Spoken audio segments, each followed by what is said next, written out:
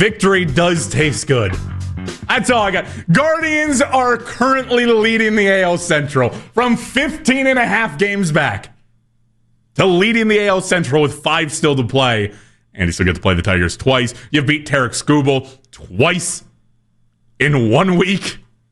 This is insane. This team is just listen, they were a team that I counted basically down and out at multiple points throughout this season. I've rode through the entire roller coaster ride with this team. I don't know how they pulled this off. I don't know how they've played as well as they have down the stretch here in September. They've continued to find different ways to win. And you want to talk about different ways to win? They certainly found a different way to win tonight. Okay, it was not by any means a normal win. I don't know how you did it, but Guardians winners tonight by a final score of 5-2. Why don't we react the only way we know how? And I'm going to encourage you guys right now, 216-474-0092. Guardians leading the AL Central. I want to hear from you guys, but let's get to 3 and out. Post-game reaction on The Fan starts now. It's time for 3 and out. Overtime with Jake Volnick. Sports Radio 92.3 The Fan. Now I'm going to get very excited in this segment. I'm going to be very happy. I have to start on a somber note. I have to start on an angry note. Somber starts first. Thoughts and prayers go out to David Fry here for first down. If you guys, were here with me or you missed the game, David Fry squared to bunt and took a 99-mile-an-hour fastball, what looked to be basically straight to his orbital on his cheek, and immediately had to be carted off and exited the game. Obviously, we've seen those kind of scenarios play out. We've seen what that can do to a player. I always think, player hit in the face, the one that always pops into mind as of recent is Kevin Pillar. When he took the bunt, when he was with the New York Mets, and his face was just swollen. That's always the one that pops into my mind. Mine's Giancarlo Stanton. Yeah, that one also. Back when he played for Miami.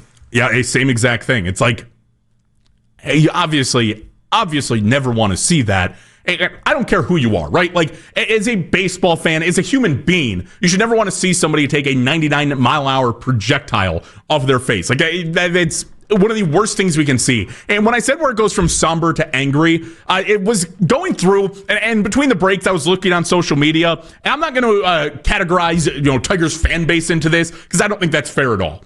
Right? Like, there were plenty of people on there that were saying, hey, hope David Fry's doing all right. Like, that's a nasty hit. Nobody ever wants to see that. I'm not categorizing Tigers fan base in that. But I am reminded every single day of how disgusting the internet can be.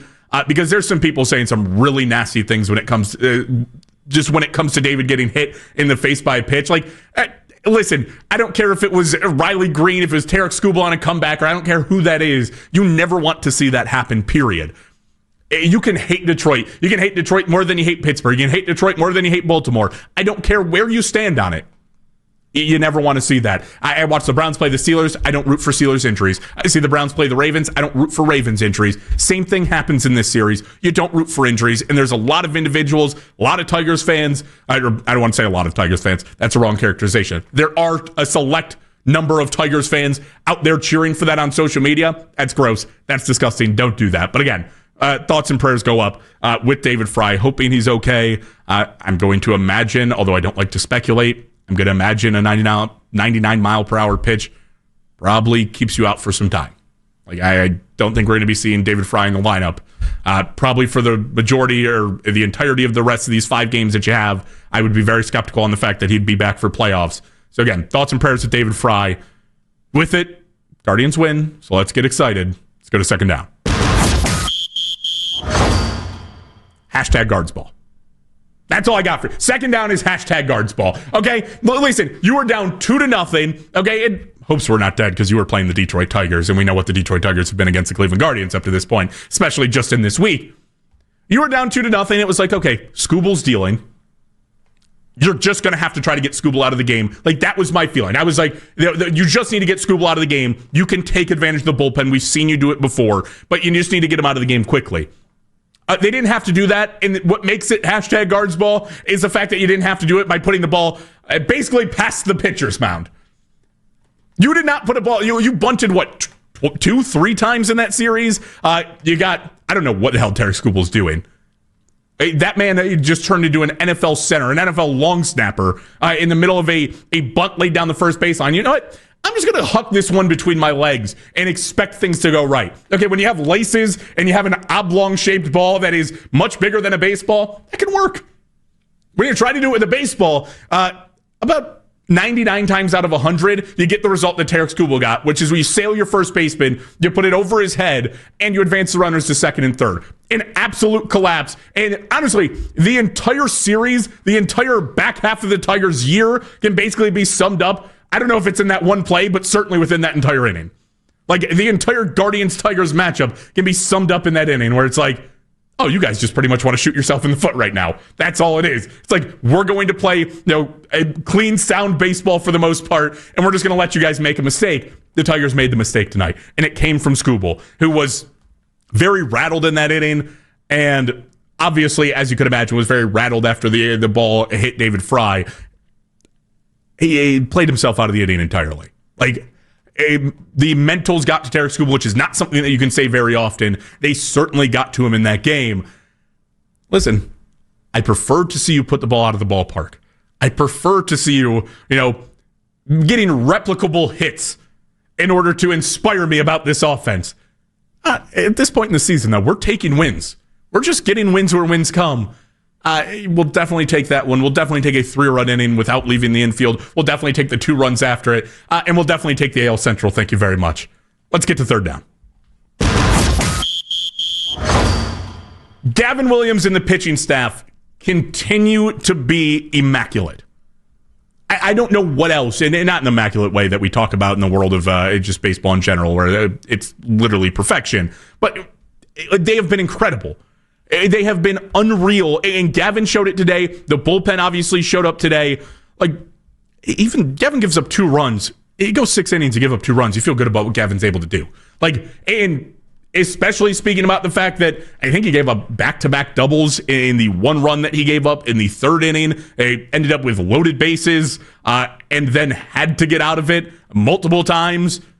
Like, I always talk about it with Gavin, right? You're just waiting for him to try to find his rhythm, to not, run up the pitch count. Obviously, there was moments in this game where he had to run up the pitch count, where he, worked into sticky situations, did not get a ton of help from the defense. Kyle Manzardo, every time he plays first base, I swear I hold my breath. I don't know that I have Manzardo there, but you had to play David Fry as the DH tonight, so I get it. But, yeah, I like Kyle out there. There were a couple of plays today that he didn't make so many great plays. He cost you a couple of base runners, but Gavin stayed calm. Gavin worked out of it, and then you get followed up. The last 3 innings, you give up 1 hit between Eric Sabrowski, Hunter Gaddis, and Cade Smith. You give up 1 hit, and you record 7 strikeouts. On the night, you record 19 strikeouts by the Detroit Tigers. You want to talk to me about an offense that is cooked? Okay, that has no life and nothing to it. The Tigers' offense is cooked and has nothing to it. Like, we've been talking about that for the Guardians throughout the course of the year. The Tigers have taken that up, especially in the last couple of weeks, and have just taken it tenfold. Like, their 2 runs come, again, back-to-back doubles in the 3rd, and you had a solo shot from Riley Green in the 6th. They also finished the game with 5 hits, and I just rattled off 3 of them to you right there. Like, it is a perfect storm in this series right now. Again, you still have to close things out. Guardians now do have, if I'm not mistaken, Michael confirmed that for me, the tiebreaker locked in with 1 win in this series, yes? The tiebreaker has been clinched. The Guardians have won the season series against Detroit. There is no ifs, ands, or buts about it. So even if you split the last 2 games, you walk into a 3-game set against the Rangers, who, by the way, have just shut down basically half of their lineup and the star power that they have, and said, well, we're done for the year. So, Cleveland, if you want to invite us in and then rattle off 3 wins, have fun with it. And as long as you split the next 2 games against the Tigers, you walk away with a series or a division lead heading into the final 3 games, where the Tigers are going to have to play the Red Sox, who are fighting for a playoff spot, and you get to play the Rangers, who have basically counted themselves out of it. You've put yourself in a perfect spot. You got the win. You've put yourself in the easiest position. The Tigers had a chance tonight to completely flip the narrative and take all of the pressure that's been on them for the last 2 weeks, 2 months, whatever it's been feeling, is they've been, feeling that they're in complete and utter free fall. And they had a chance to flip it tonight and put all of the pressure on the Guardians. Yet they came nowhere close to that. They came nowhere close to putting the pressure on the Guardians tonight. They completely, it came up short of it. And the Guardians walk away winners. You're going to walk away with a really good chance to have an AL Central lead. You can't complain in the slightest. But with that, we go from third down. Let's go ahead and punt the ball. Guardians back in action tomorrow night. Obviously, game 2 of a 3-game set with Detroit. A chance to not just have the tiebreaker lead over the Tigers, but have a legitimate game lead over the Tigers. Guardians tonight going to improve their record up to 85-72.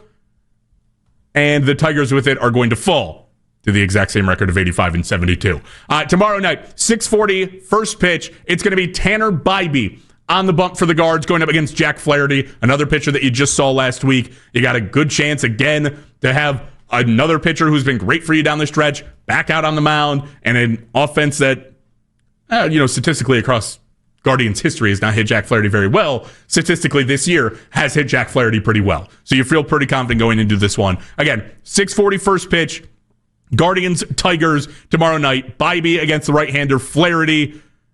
And what could basically be the guarantee for you to have a AL Central lead heading into the final 3 games where you'll take on the Rangers. But I want to hear from you guys. 216-474-0092. The Guardians have locked in a lead right now in the AL Central with their win tonight and have 2 more against the Tigers coming up.